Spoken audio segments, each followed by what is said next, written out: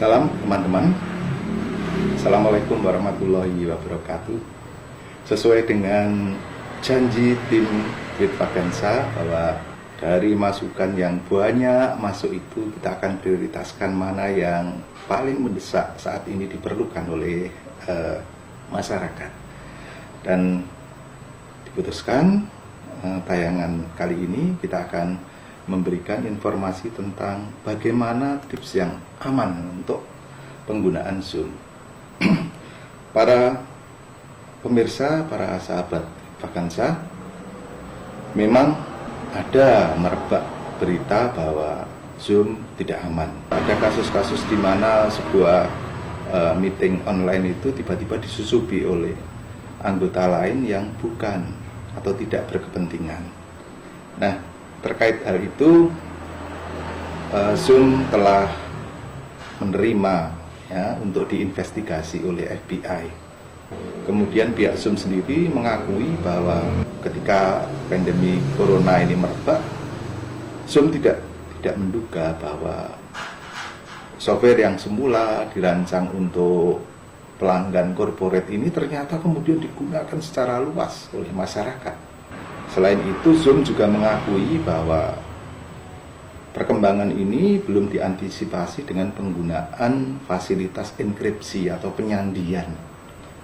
Nah, kita mungkin kalau teman-teman browsing bisa melihat bahwa media-media komunikasi baik itu e-message kepunyaan Apple, WhatsApp, kemudian Telegram sudah menggunakan fasilitas enkripsi end-to-end.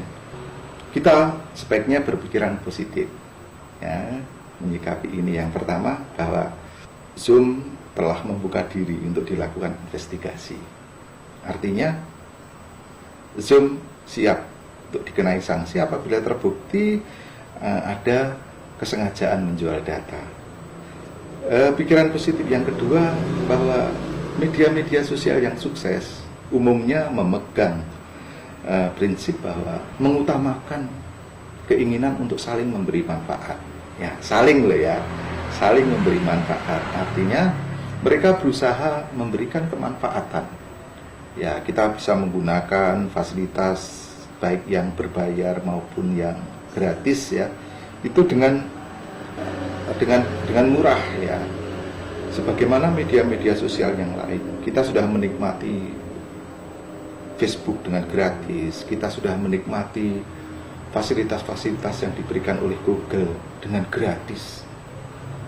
Itu karena mereka ingin masyarakat bisa menerima, memahami, memaklumi ketika mereka juga berusaha memperoleh keuntungan. Kita nonton TV apa itu kan kita tidak merasa diperalat, tidak merasa dirugikan. Padahal sebenarnya perolehan masa pengguna itu adalah komoditas tersendiri untuk kepentingan meraup keuntungan dari iklan. Google, Facebook, termasuk WA dan lain sebagainya. Kita kan tidak merasa sedang dijual karena kita juga memperoleh imbalan berupa fasilitas. Kita berpikiran positif. Nah, sekarang bagaimana sambil menunggu perkembangan pengamanan Zoom ini kita bisa tetap menggunakan Zoom yang terkenal ringan, bermanfaat ini. Nah, baik pemirsa, ini tips-tips yang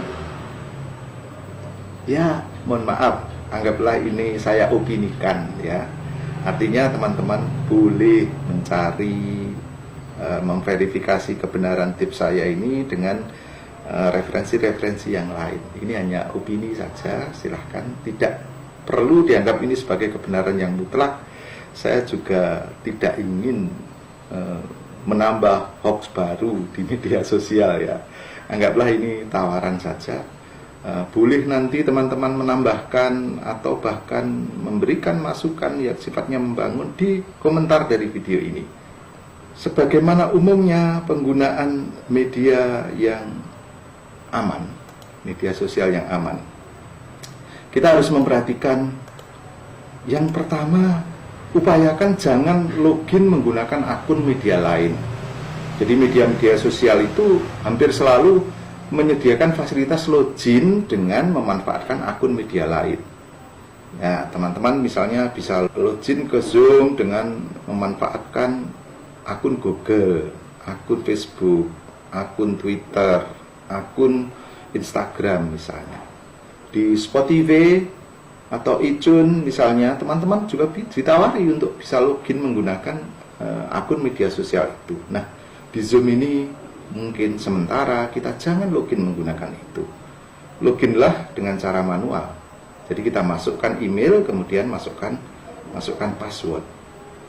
Nah, yang kedua, Zoom memberikan fasilitas kepada kita untuk invite atau mengundang anggota conference, anggota meeting dengan menggunakan tautan atau URL, link.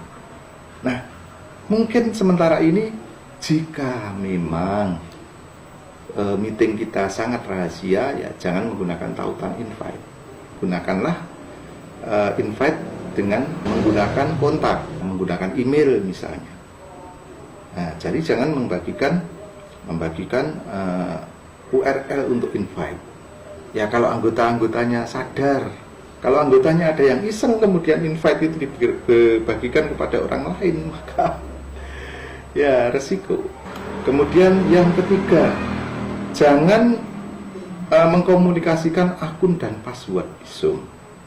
Misalnya Anda memberitahu akun, ada kan email-email yang sifatnya corporate, perusahaan, yang mungkin Google Drive-nya kita gunakan bersama misalnya.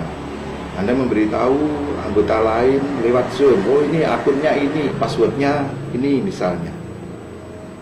Jangan itu jika Anda rasa memang diperlukan kerahasiaan. Kemudian yang keempat, ini cara yang lain. Sepakati atau ya buatlah kesepakatan konvensi ya, enkripsi sendiri untuk informasi-informasi yang sangat rahasia.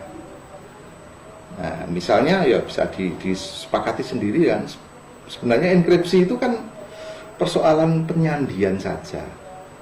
Apakah kata tertentu itu diganti dengan kata yang lain, angka tertentu diganti dengan angka itu ditambah berapa misalnya, itu sebenarnya upaya-upaya enkripsi atau penyandian ya. Yang tidak umum lah. Kalau Anda misalnya mengganti 1.000.000 dengan 1.000 ya, kemudian 100.000 dengan angka 100, itu kan informasi yang terlalu umum. Jadi enkripsinya mudah dibaca. Nah, cara sederhana begitu, ini sudah digunakan lama sekali ya.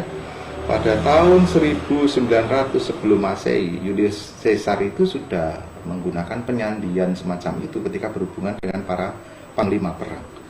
Nah, namun jika untuk kepentingan ya kuliah, kepentingan pengajaran, tutorial saja, saya kira kita tidak perlu khawatir bahwa kita akan menyebarkan informasi yang berbahaya, gitu ya.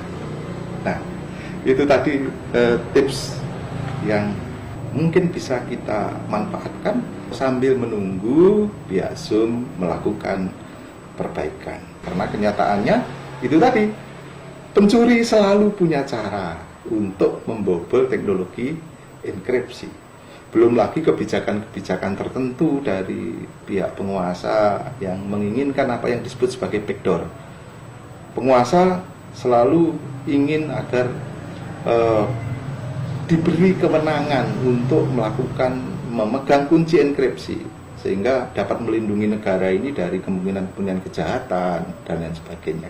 Artinya yang disebut dengan enkripsi itu ya ada batasnya ya, dalam tanda kutip masih ada pihak-pihak yang memang demi kepentingan yang lebih besar boleh membuka enkripsi itu. Minggu depan kita akan bahas itu agak lebih detail. Demikian teman-teman, tetap semangat melakukan tugas dari rumah, optimis, dan jangan lupa selalu bersyukur. Assalamualaikum warahmatullahi wabarakatuh.